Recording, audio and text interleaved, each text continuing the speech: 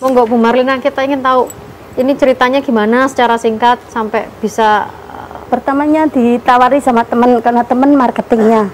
Saya tergiurnya karena syariah, tanpa bunga, tanpa riba, tanpa sita.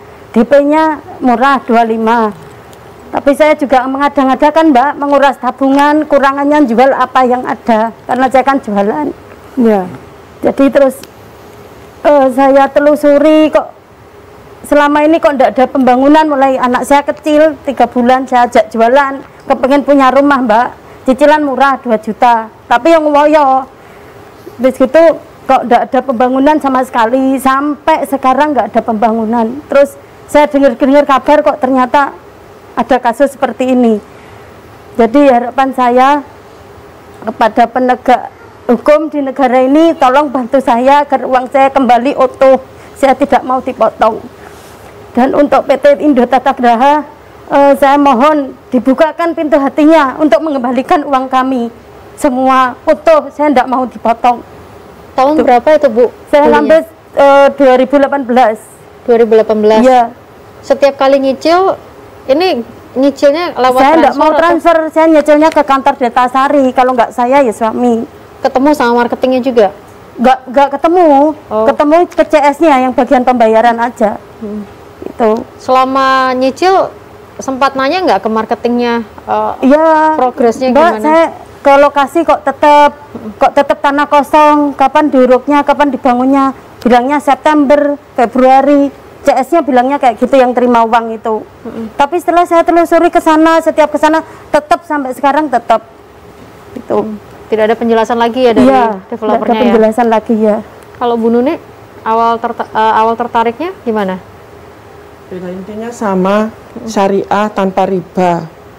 Jadi saya tertarik karena setelah tinjau lokasi, suasananya juga enak, lokasinya juga enak. Terus angsurannya in-house juga nggak ribet seperti itu. Tapi pada kenyataannya setelah 1,5 tahun nyicil, perumahan itu nggak dibangun-bangun juga, masih berupa tanah sawah. Sering ke situ tanya, ya nanti diuruk Bu, bulan Juni. Setelah saya ke sana nggak diuruk. Itu nanya ke siapa Bu? Tanya ke CS-nya, tanya ke marketingnya, bahkan pernah ketemu sama Bu Fitri juga. Diuruk katanya bulan September. Sampai sekarang juga nggak ada pengurukan, juga nggak ada pembangunan. Seperti itu. Ibu DP-nya berapa? Saya DP-nya nyicil pertama 5 juta, kemudian bulan depannya 45. Angsuran yang masuk sudah 100.400.000. Waduh, banyak Bu Pemret. Sampai sekarang seharusnya bulan depan saya itu STU penerimaan rumah, tapi sampai sekarang masih sawah. Sudah harusnya serah terima. Apalagi saya kena penyakit kanker. Saya butuh uang itu kembali untuk pengobatan saya. Belum ada penjelasan lebih lanjut. Belum ada penjelasan. Janji terus sampai sekarang nggak ada progresnya sama sekali. Kantornya sendiri masih bisa didatangi? Bisa didatangi, pindah. Kantor yang lama sudah tutup, sekarang pindah kantor baru, dan kantornya pun kontrak. Bukan semuanya kontrak, nggak ada yang tetap. Dengan CS yang sama? Ganti-ganti terus. Ganti-ganti. Ada satu yang terus. lama. Berarti selama ini cuma ketemu CS-nya aja ya Bu ya? Nggak pernah ketemu pas tinjau ke lapangan juga tidak ada aktivitas apa-apa? Pernah ketemu sekali, saya minta cancel, tapi sama Bu Fitri mau dipotong 18.500.000 dari harga rumah itu. Iya, saya nggak mau cancel, dipotong 10% dari angsuran yang masuk. Bu Fitri berat. itu kita udah nyicil, Bu Fitri itu rumah. istrinya Pak Dadang Hidayat, direktur utama di PT Indo Tata Graha.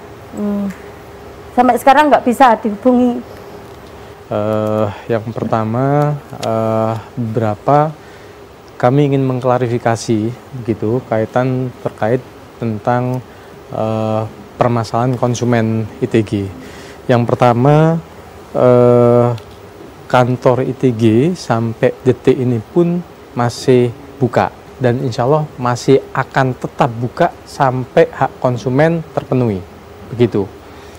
Kedua, lokasinya pindah-pindah tadi seperti yang disampaikan korban? Tidak, sebenarnya sudah kita punya kantor itu sudah 2 karena saat ini memang cost efisien gitu, sehingga satu kantor itu yang ada di blok BD itu memang harus kami tutup, begitu, harus ditutup oleh manajemen karena kosnya cukup besar, sehingga seluruh kegiatan operasional itu dipusatkan di Blok AM saat ini, gitu.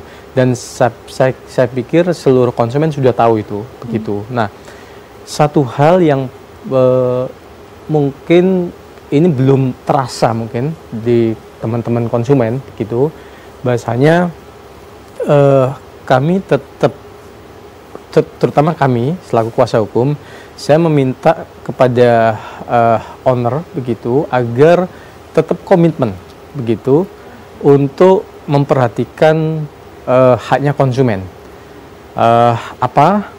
Dalam hal apa? Yaitu satu, saya minta kantor tetap buka, sekalipun terjadi hal-hal huru-hara kemarin tuh, hari Sabtu kemarin dan beberapa bulan yang lalu itu kantor kami diserbu, begitu, sampai terjadi kericuan dan kegiatan anarki di situ. Tetapi kami sementara ini tidak melakukan upaya hukum apapun, sekalipun kami punya bukti salah satu konsumen itu memecahkan HP. Tapi begitu. intinya adakah memang yang dibangun oleh ITG? Iya, yang pertama harus saya sampaikan, satu, ITG ini proyeknya juga bukan hanya di Sidoarjo, tapi saya fokus kepada proyek yang sudah terbangun, yaitu salah satunya di proyek Bangga 1. Bangga 1 proyek itu sudah jalan, gitu, bahkan sudah terhuni. Itu di Bangga 1, di daerah Mas Pion, belakang Mas Pion. Yang kedua itu di daerah Pogot, dekatnya Suramadu. Nah, ya. Itu sudah jalan dan sudah terhuni, gitu. Artinya apa? Kami hanya ingin menepis selama ini perkataan abal-abalnya itu, sehingga kami harus meluruskan. Kalau kemudian kami dinyatakan PT Indotech belum menyerahkan, kami akui iya memang belum menyerahkan. Tetapi bukan berarti tanah itu atau kepemilikan untuk pengadaan bangunan atau unit-unit proyek itu bukan berarti itu milik kita. Artinya itu sudah terbeli oleh milik kita. Hanya secara keadministrasian itu belum balik nama ke kita karena ada faktor mungkin double pajak dan sebagainya. Itu. Pak Rahmat, sorry Pak, mungkin menggarisbawahi karena kan udah bayarnya udah 2 tahun. Iya. Terus ngeliat ke lapangan ternyata nggak ada apa-apa. Oke, mungkin proyek lain jalan, tapi yang dimaksud sama para korban ini ternyata nggak ada apa-apa, Pak. Masih sawah terus, Pak. Iya. Masih sawah terus. Saya sudah cuma bertahun-tahun. Begini, fakta iya. Kami akui, fakta Memang tidak begitu ya. Tidak ada bangunan sampai saat ini. Tapi bukan kalau kita bicara developer atau properti syariah, tentunya secara holistis, secara keseluruhan, termasuk konsep cara bayarnya customer, kemudian cara mencicilnya, cara membelinya, itu yang perlu saya kemukakan, perlu saya sampaikan, gitu. Dari total 1.500 customer, begitu, itu konsep pembelian itu memang tidak pakai bank, karena memang konsepnya tanpa bank, tanpa riba. Artinya apa? Orang kecil pun yang memang tidak bekerja di sektor non formal, dia bisa beli, gitu. Artinya kalau dia masuk ke bank mungkin dia nggak bisa beli karena nggak bankable. Nah, dengan konsep ini kami fasilitasi. Okay. Nah, terus kemudian kenapa kok ini belum terwujud? Ternyata setelah kami analisa ada sekitar 30%, 40%, hampir 40% itu customer itu bayarnya itu ternyata cuti bayarnya cukup panjang. Ada yang sampai 12 bulan, ada yang 18 bulan. Nah, konsep syariah ini kan memang kekuatannya darahnya itu di apa namanya? di anu gitu. Nah, dengan yang sudah lunas, Pak. Iya. Itu sudah 3 tahun nunggu lunas tapi nggak ada lunas juga. Baik, bentar Iya. para korban. Kita suruh bayar sampai perumahan nggak dibangun. Iya. Pak Rahmat sebentar, ya. Pak Rahmat sebentar. Sebentar. Nggak bisa seperti itu. Ya, mungkin Mas Soleh Iya, mungkin iya, boleh iya. menanggapi dulu sebentar Oke, ya Pak Rahmat ya. siap, Biar iya. Mas Soleh monggo. Siap. Kasus penipuan perumahan itu sebenarnya bukan barang baru. Sudah dari zaman saya kecil itu sudah banyak orang tiba-tiba sewa, misalnya sewa sawah, pasangi umbul-umbul, jual market di situ, brosur, jual per kafling. Setelah uang masuk, lari developer. Itu sudah biasa, hampir sama dengan kasus ini. Tetapi kalau ini kan dibungkus dengan syariah. Nah, saya ingin membantah apa yang disampaikan oleh Pak Rahmat, misalnya, oh kita tidak kerjasama dengan bank supaya orang kecil. Nggak ada hubungannya. Orang kecil tetap bisa nyicil kalau mau di bank. Kenapa tidak bekerja sama dengan bank? Karena bank nggak akan percaya terhadap developer yang dia tidak teruji. Sederhana begini, kalau kita mau beli rumah, developer itu minimal akan membangun rumah contoh. Satu. Yang kedua, dia akan membangun pintu masuk yang indah taman untuk meyakinkan kepada customer. Problemnya dalam ini nggak ada sama sekali. Yang dijual itu cuma sawah, sama apa umbul-umbul, sama apa itu banner itu. Jadi itu menurut saya bahwa memang sejak awal sudah kelihatan niat akal jahatnya itu loh.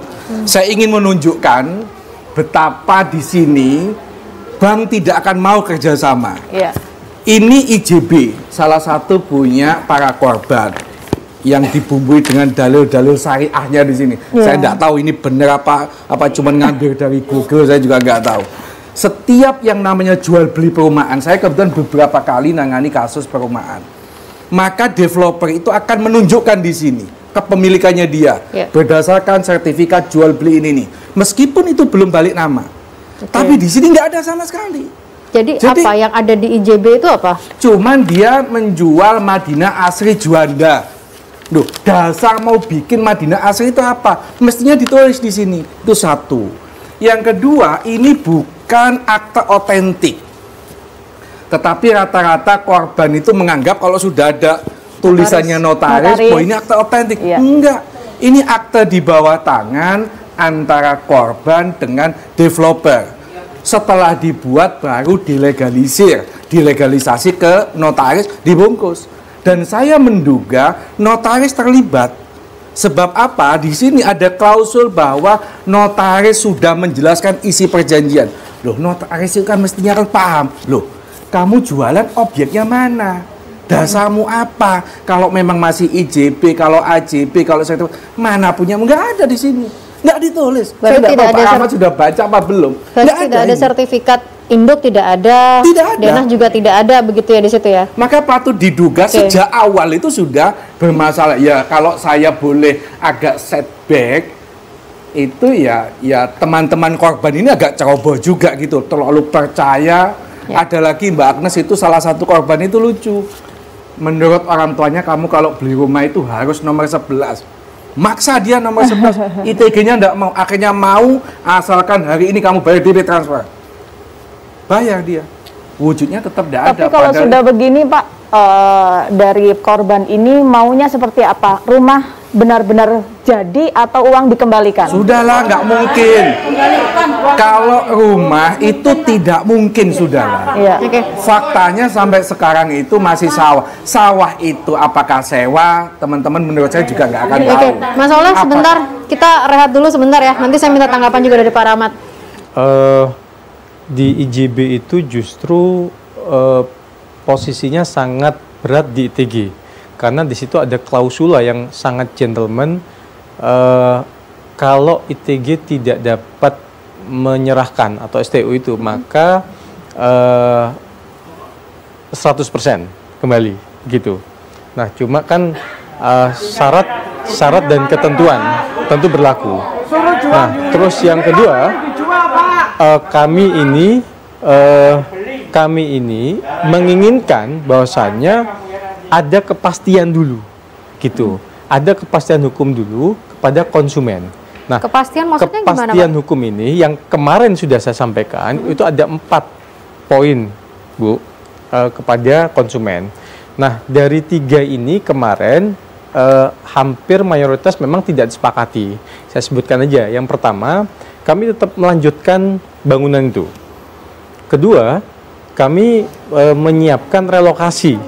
Jadi lahan yang sudah siap begitu dan sudah berizin itu yang kami relokasi.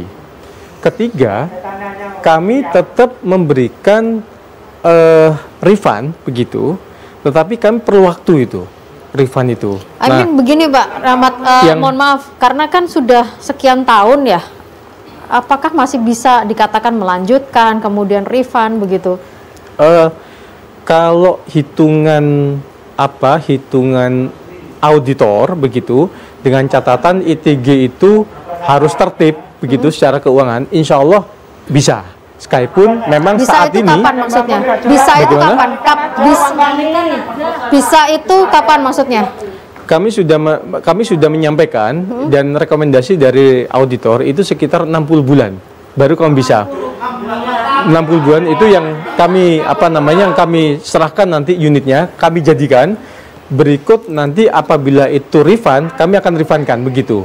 Dan yang nanti akan kami sampaikan. Nah, cuma perlu kami sampaikan juga, ini ada tambahan dari kami secara penyelesaiannya, yaitu kami menawarkan yaitu konsep fidusia, Bu. Jadi jaminan fidusia. Fidusia? Gitu, iya. Apa yang ditanggungkan? Sahamnya ITG. Saham ITG? Iya. Nah, yang ditanggungkan untuk para korban? Yang sementara ini yang kami untuk sahamkan seperti itu. Jadi mungkin saat ini yang bisa kami lakukan itu. Oke. Bapak namanya siapa, Pak? Saya ya. Ya. Assalamualaikum warahmatullahi wabarakatuh. Waalaikumsalam, monggo Pak. Ya, saya kok Ahmad aja ya. Nggih. Ya. Pak, selama ini saya dengan kawan-kawan tidak pernah anarkis, Pak. Pertama itu ya. Kalau anarkis itu mestinya rusak-rusak. Apa saya rusak ya? Ngapunten Pak, mikrofon. HP-nya security dibanting Pak kemarin hari Sabtu. Apa yang dibanting? HP-nya security. HP-nya siapa? Security. Kapan ITG. itu Pak? Hari Sabtu kemarin. Ada buktinya tak? Ada buktinya Pak? Tidak ada. Ada Pak. Ada nanti ya. Berdasarkan CCTV Pak. Tidak ada. Gitu. Monggo nanti sesuai saya itu. mau tanya ya, Bapak tahu enggak statusnya hanya di Kenduruan itu? Tahu enggak? Ayo jawab. Tidak dibeli apa belum? Tahu Pak, tahu. Ayo ngomong tidak dibeli apa belum? Berapa hektar di sana? Ayo. Yang pertama Ayo, Kenduruan sudah dibeli apa belum? Yang pertama. Jujur aja. Sudah Pak, sudah. Apanya? Saya sudah ke sana Pak. Sudah ke pemilik tanahnya. Iya Pak, monggo. Dan lurahnya belum dibeli, saya sudah ngecek sana. Kami ada bukti Pak. Buktinya untuk apa? Bukti transfernya Pak. Bukti transfernya ada. Tanahnya, Pak. Ada bukti transfer Pak, begitu. Iya, monggo Pak. Kami siap Pak. Ada bukti transfer Pak, gitu. Yang akan kami sampaikan, gitu. Pak, sorry. Pak, kalau yang Bapak ketahui apa Pak? Tanah di Kenduran itu tidak dibeli. Tanah di Kenduran ini tidak dibeli? Iya, tidak dibeli. Itu yang dijual ke para korban? Iya, saya beli cash 130 juta itu. Bapak? Saya sudah menemui pemiliknya sana, sama kepala desanya. Pak Dadang ini bulat katanya. Bulat. Sudah ditunggu berapa lama tidak ke sana. Orangnya tua sampai sakit-sakitan orang nunggu. Uangnya tidak dibayar-bayar. Sampai sekarang berapa tahun itu. Dan jadi dibeli. Jadi itu kan GPJ itu kan yang terlama aja nggak kebangun sama sekali. Apalagi yang ini ya Bu. Apalagi yang baru-baru. Iya. Itu yang paling lama, yang pertama kali sendiri itu di ITG, GPJ, proyek GPJ. Kalau punyanya Bu Sri Handayani, posisi di lokasinya kayak apa? Masih tanahkah atau sudah ada bangunan? Masih sawah. Masih sawah? Iya. 4 tahun itu masih sawah? Iya. Baik, Mas Soleh. Ini sudah lapor ya ke Polda ya? Kita sudah lapor, tapi sebelum saya jelaskan soal lapor-melapor Mbak Agnes, ada jejak digital, JTV itu punya juga. Tahun kemarin yang namanya Direktur Utama, Dadang Hidayat itu sudah ditahan di Polrestabes Surabaya. Oh, kasus Marcos ya? Jual kos-kosan mewah. Kos-kosan, ya. Oh. Sudah dijual sekian miliar, wujudnya juga nggak ada. Jadi kalau Pak Rahmat misalnya ngasih pembelaan, menurut saya kok tidak pas dengan sejarah kan gitu loh. Jadi kalau menurut saya ini bahwa ini memang modus penipuan. Sebab kalau itu tidak penipuan, tentunya setelah dapat duit itu dia akan bangun kok itu. Langsung. Entah selesai 30%, entah selesai 50%. Ya kalau nggak ada sama sekali, yang paling aneh info dari teman-teman itu masih yang namanya marketing itu masih minta supaya teman-teman itu melakukan pembayaran, kalau enggak malah tidak akan dibangun. Tapi ini tadi diminta berhenti.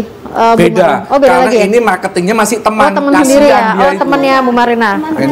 Yang nggak teman akan disuruh tetap terus. Nah, sekarang yang menjadi pertanyaan adalah kalau itu mau di fidusia, teman-teman mau dikasih saham-saham apanya, saham kosong apa? Wujudnya kantor aja nggak punya kok. Aset apa? Kalau tadi misalnya Pak Rahmat sebut ini sukses di Bangga 1. Sejak kasus ini dilaporkan bahwa saya mengadvokasi teman-teman, banyak keluhan ternyata yang kenal dengan saya itu di Bangga itu juga bermasalah. Oke, saya rasa seperti itu, Pak. Pak Rahmat menanyakan yang dimaksud 10% itu apa, mungkin bisa dijelaskan, Pak? Ya, saya jelaskan. Saya vulgar aja lah, dia minta 10% kalau ya itu semua ada di nggak apa-apa, disampaikan kita aja semua. Jadi dia minta dia akan membantu refund kita dengan catatan dia akan minta 10%. Nah, kita tetap penuhi semua itu. Oke, kita setuju buat paguyuban. Kita buat paguyuban, ternyata juga hasilnya nggak ada. Ya, kita tertipu lagi. Sepertinya ini ada ngulur-ngulur waktu terus. Dari mulai refund itu ngulur waktu, termasuk di dalamnya adalah Saya seperti itu. Saya rasa itu Pak Rahmat. Baru nggak. Jadi Pak Jaka. Pak Rahmat, monggo. Kita tahu Pak Rahmat kan memang bukan owner, tapi memang Pak Rahmat kan mewakili PT Indo Tata Graha begitu. Ya, baik, terima kasih Pak Jaka. Saya baru ngeh ini. Jadi saran untuk paguyuban itu memang saya yang pernah menyarankan. Karena apa? Untuk memudahkan, Pak. Ya, betul. Kan itu ya. Artinya daripada kececer begitu lebih baik jadi satu. Nah, yang kedua begini, Pak. Tolong Pak, tolong Anda konfirmasi langsung dengan ketua paguyuban dulu. Nah, kaitan itu Pak nanti. Yang pertama Pak, karena PT Indo Tata Graha pada saat itu saya sampaikan kepada ketua paguyuban Pak Tri Hartono ya, itu kepada beliau di salah satu tempat di Sidoarjo, kami akan menyerahkan aset yang saya tahu.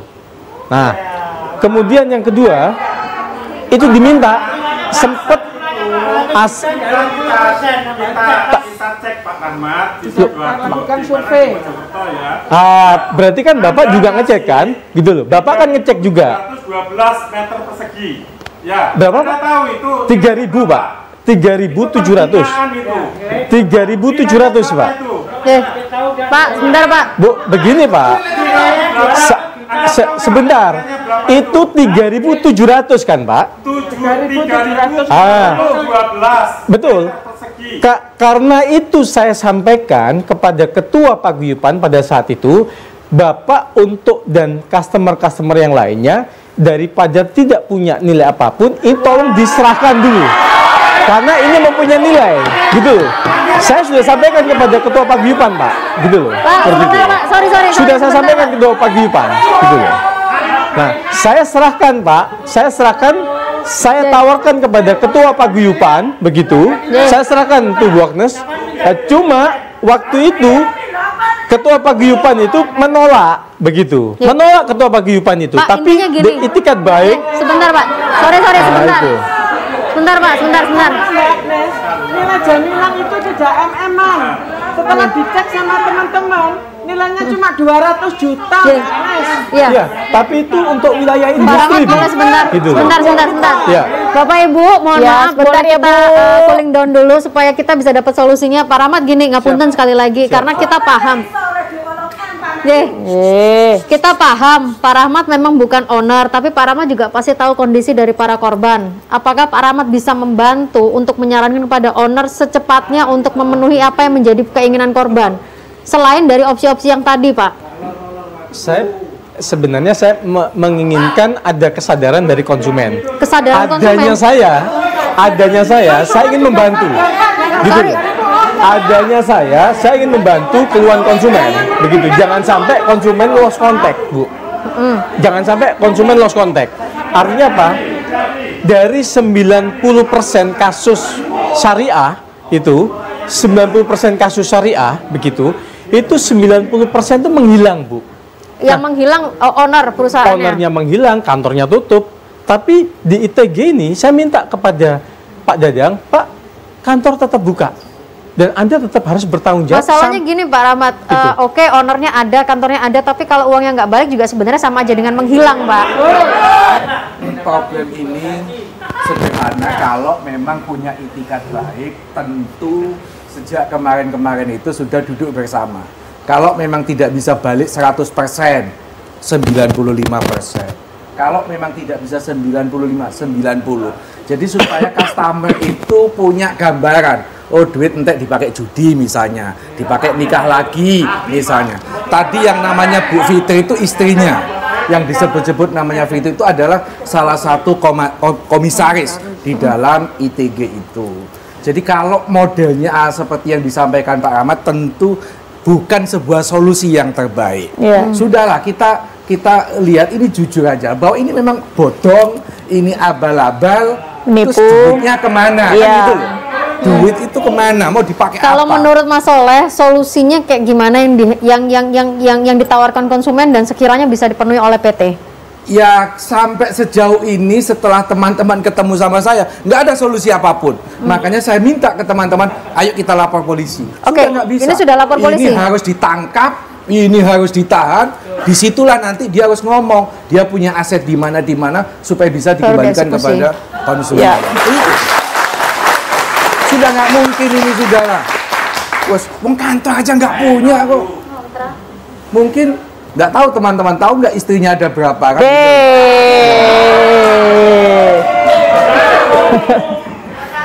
Setiap kita minta ketemu sama namanya Dadang dan Fitri, itu mereka nggak pernah mau nemui. Alasannya banyak banget. Maksudnya mau nggak kita duduk bersama? Enaknya ya apa? Asetmu jualan biar uang kita kembali. Susah sekali dihubungi. Yang maju Pak Rahmat dengan janji-janji palsunya. Yang paling aneh Mbak Agnes, 4 hari lalu apa 5 hari yang lalu, Dadang Hidayat itu di IG-nya dia mau bikin pelatihan coaching leadership. Lu bayangin itu loh. Dia mau bikin pelatihan, tapi kemarin tak lihat sudah dihapus sama dia setelah kita lapor ke Polda itu. Artinya dia mau apa ya? Mau bikin mangsa baru atau apa itu loh untuk dikadali lagi. Jadi ini yang lapor ke Polda sudah berapa? Yang di bawah korban yang ada di sini ini berapa orang yang sudah lapor? Kalau teman-teman ini kemarin kebetulan yang sudah lapor itu sekitar 36. Tapi kalau korban yang tergabung di dalam paguyuban ada sekitar 80. Tetapi setelah kita rame di media, banyak korban yang pengen gabung itu. Yang dia aduh ya kasihan, saya nggak ngerti lah kasus-kasus kayak Bu Marina gini. Duit cari susah-susah.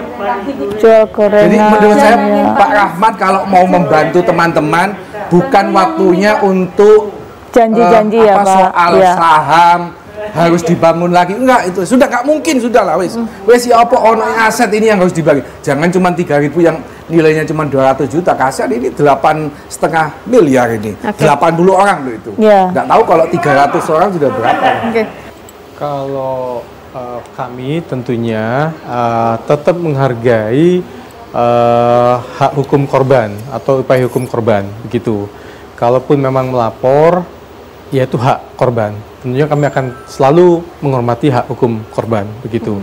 Cuma yang jelas, sebagaimana yang sudah saya sampaikan di awal, tetap kami ingin menyelesaikan hak korban yang saat ini masih belum selesai dengan PT Indo Tata Gera. Itu saya pikir, Bu Agnes. Ada opsi jual aset dan apakah memang ada yang bisa dijual, Pak? Kalau di kami masalahnya saat ini kami harus proses balik nama dulu ke nama ITG. Kalau memang itu harus kami jual, karena memang saat ini pembelian tanah baik yang disampaikan oleh teman-teman korban tadi itu BMAJ itu sudah terbeli, cuma memang masih atas nama petani. Nah, Selama ini berarti ya, selama ini memang belum balik nama juga berarti? Belum, masih belum Bu. Tadi memang prosesnya memang belum tuntas. Nah, baru Desember kemarin tuh peta bidang yang di GPJ itu baru keluar per tanggal 17 Desember kemarin. Peta bidang yang di GPJ sudah keluar begitu. Sehingga ini juga di mana BMAJ itu surat dari kepala desa itu untuk izin pengurukan itu juga sudah dikeluarkan begitu. Nah, tinggal kami akan nanti melanjutkan seperti itu. Baik, itu Pak Rahmat. Bu Agnes. Terima kasih Mas Oleh, singkat. Saya sebenarnya pengen mendengar Pak Rahmat beberapa waktu yang lalu ngomong sudah mengembalikan itu 16 miliar nggak salah itu kepada korban yang mana, saya pengen tahu itu. Tapi ya sudahlah, itu. Kita undang nanti Pak Soleh ke kantor aja lihat datanya nanti. Itu aja.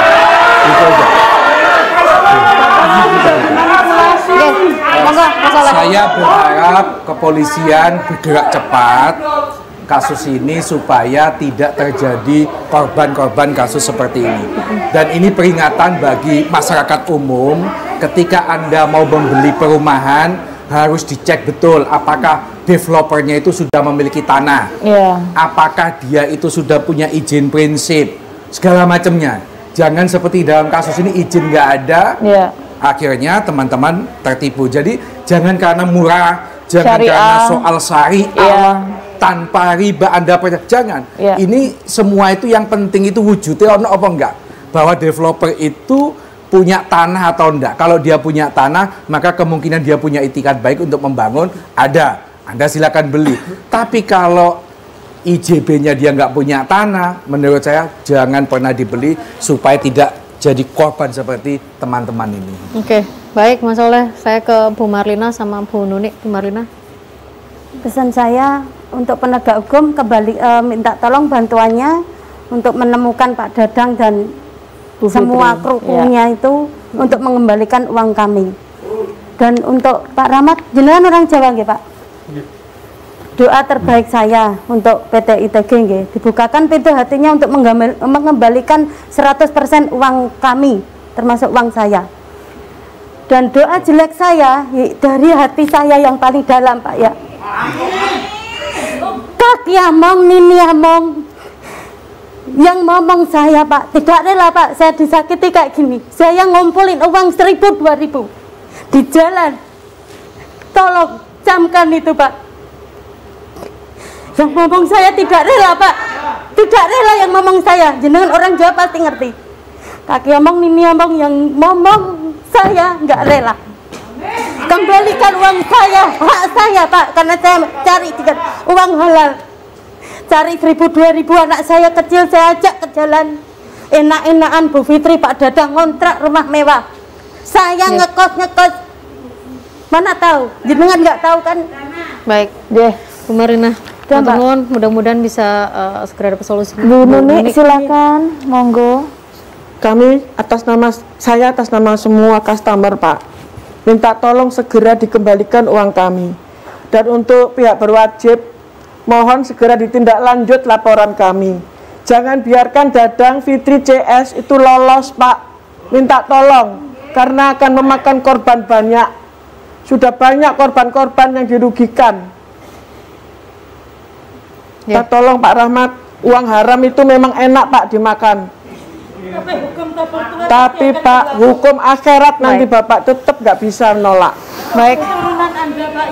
Baik, Mbak Mentul, nanti kita kawal ya. Iya, untuk ini supaya bisa. Semoga ada solusi terbaik. Nanti pengembalian uangnya rekan-rekan semuanya, sahabat-sahabat kita ini terima, dan juga kita masih berharap ada keadilan di negeri ini, Bu. Amin. Terima kasih buat semua yang sudah hadir. Terima kasih, semoga ada solusi terbaik ya.